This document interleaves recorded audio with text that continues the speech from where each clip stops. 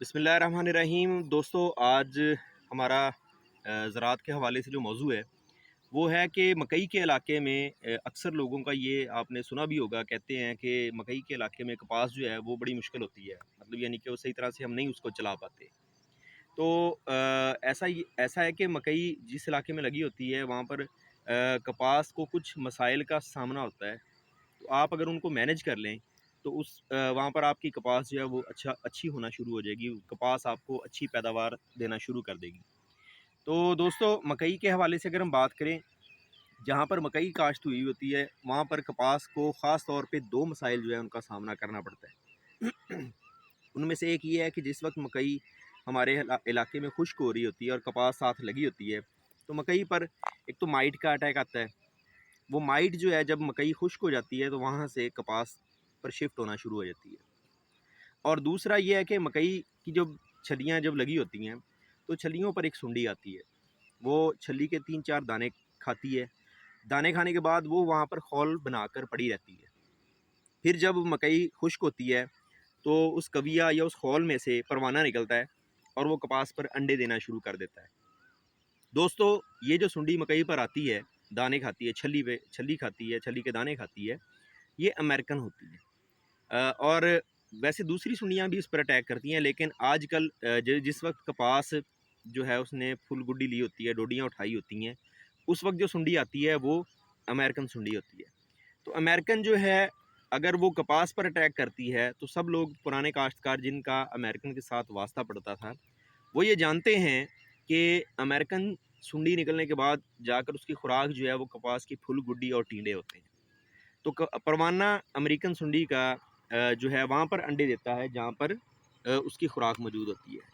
तो दोस्तों, इस वक्त हम जिस प्लॉट में मौजूद हैं, साथ में मकई लगी हुई है, साथ ही कपास लगी हुई है। तो अमेरिकन सुंडी का परवाना जो है उसमें से जब वो जब अंडे देता है तो अंडे में से अंडा जो है 3-4 दिन अंडे वाली हालत में पड़ा रहता है। फिर उसमें से सुंडी बिल्कुल बारीक, जो आँख से सही तरह से नज़र भी नहीं आती, वो निकल कर जाकर डोडी को डंगना शुरू कर देती है। 2-3 डोडियाँ जो है उनको मुँह मारती है वो। उसके बाद बीटी कपास होने की वजह से सुंडी मर जाती है। इस वजह से बड़ी अमेरिकन सुंडी लोगों को नज़र ही नहीं आती। लेकिन नुकसान क्या होता है कि फुल गुड्डी जो है उसका घेरा होता रहता है। अब एक मकई जो है लोगों ने जनवरी के शुरू में लगाई होती है। जनवरी के 1, 2, 3 से बिजाइयाँ जो है मकई की काश्त जो है वो शुरू हो जाती है।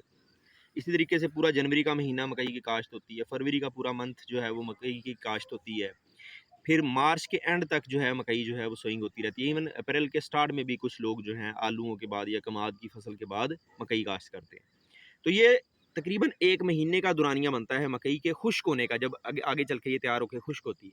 तो ये तकरीबन 1 से सवा महीना जो है अमेरिकन के परवाने आते रहते हैं कपास पर और अंडे देते रहते हैं। अब अक्सर लोग ये कहते हैं कि हमारे इर्द गिर्द तो मकई लगी नहीं हुई। दोस्तों, ये परवाने जो हैं ये 150 से 200 किलोमीटर तक सफ़र करते हैं और जहाँ पर इनकी खुराक मौजूद होती है वहाँ पर ये अंडे देते रहते हैं।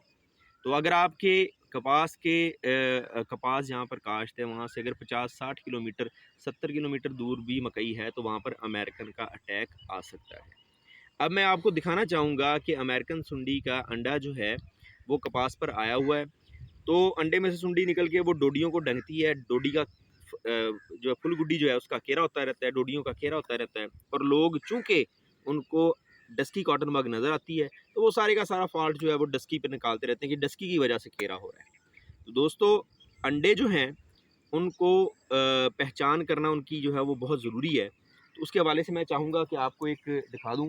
इस वक्त मैं देख रहा था, ये अगर आपको नज़र आ रहा हो कपास के पत्ते पे, ये बिल्कुल छोटा सा वाइट कलर का ऊपर चिपका हुआ है, ये अमेरिकन सुंडी का अंडा है।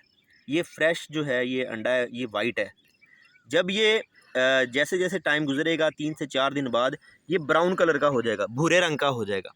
जब भूरे रंग का हो जाएगा तो इसका मतलब ये है कि इसमें से अगले दिन जो है उसी दिन शाम को या अगले दिन सुबह फर्स्ट टाइम अमेरिकन सुंडी जो है ब्रीक सी निकलेगी, बारीक सी होगी बिल्कुल, वो आँख से सही तरह से लोगों को, फार्मर को नज़र नहीं आएगी और जाकर जो है वो फुल गुड्डी या डोडी जो है उसको जो है वो डंगना शुरू कर देगी। अगर आप दोबारा इसको देखें तो अमेरिकन सुंडी का परवाना अंडा वहाँ पे देता है जहाँ पर उसकी खुराक मौजूद होती है। तो ये देखें, यहाँ पर अगर अंडा है, ये अगर अंडा था तो ये नीचे आप देखें कपास की फुल गुड्डियाँ मौजूद हैं, ठीक है। तो इसने अंडा भी वहाँ पे देना होता है जहाँ पर इसकी खुराक मौजूद होती है। तो इसको अंडे की हालत में तलफ करने के लिए स्प्रे जो हैं वो मौजूद होते हैं। तो आप अंडों की हालत में तलफ करने के लिए अगर आपके पास प्रोफिनोफास है 250 ml वो कर लें, क्लोरपायरीफास है 250 ml अगर आप वो कर दें तो वो भी अंडा तलफ कर देगी। इवन आपके पास अगर ट्राइएज़ोफास है 250 ml या ट्राइज़ोफास के मिक्सचर मिल रहे हैं, शुरू के स्टेज में अगर आप 7-8 दिन के वक्फे से ये वाले स्प्रे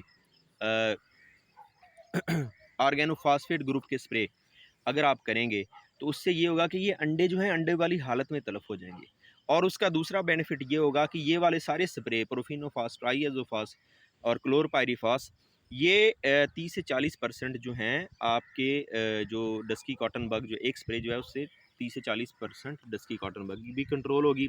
थोड़ा बहुत जो थ्रिप्स के 1-2 दाने आ रहे होंगे या सफ़ेद मक्खी के 1-2 दाने आ रहे होंगे वो भी डाउन होंगे और अंडे जो हैं अंडे वाली तलफ हालत में माइट जो है उसका भी कंट्रोल हल्का फुल्का, यानी कि रस चूसने वाले कीड़े आप कह सकते हैं कि एक स्प्रे से 40-45% डाउन होंगे।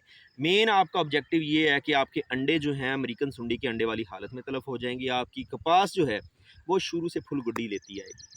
तो दोस्तों मेरी आप लोगों से ये गुजारिश है कि आप ये वाले स्प्रे आजकल के दिनों में शुरू कर दें, क्योंकि मकई जो है वो खुश्क होना शुरू हो गई है और 1 महीना मतवातर 7-7 दिन के वक्फे से ये स्प्रे करवाते रहें। और जो डोज़ मैं आपको बता रहा हूँ 250 से 300 ml क्रॉप की स्टेज के लिहाज से आप कॉटन पर स्प्रे करवाएं। इसका कॉटन पे स्ट्रेस भी नहीं होगा क्योंकि आप फुल डोज नहीं कर रहे। कपास एक तो ग्रोइंग हालत में है, बढ़ोतरी वाली हालत में है, दूसरा ये है कि ये डोज हल्की है, इससे सिर्फ अंडे तलफ होंगे और आपका शुरू से फ्रूटिंग जो है वो कपास की जो है वो कपास जो है लेती आएगी। आपको ये मसला नहीं होगा कि इसका जो है हमने 3-3 फुट की होगी है कपास पे फुल गुड्डी जो है वो लग नहीं रही। दूसरा ये है कि दोस्तों अगर रोशन क्रॉप साइंसेज़ के हवाले से बात करूँ, हमारे पास मुख्तलिफ प्रोडक्ट्स मौजूद हैं इस मसले को हल करने के लिए। जैसे कि जॉन्स है, हम 250 से 300 ml जॉन्स रिकमेंड करते हैं। और दूसरा जो है हमारे पास एक प्रोडक्ट है होंचो, हम दूसरा इसके लिए अमेरिकन के अंडे तलफ करवाने के लिए और शुरू के स्टेजेस में लीटर 3 एकड़ पे हम जॉन्स या लीटर 3 एकड़ पे होंचो, ये 2 स्प्रे हैं जो हम बदल के मतलब हम कहते हैं कि एक स्प्रे अगर आप ये कर लें तो 7 दिन बाद दूसरा स्प्रे कर लें।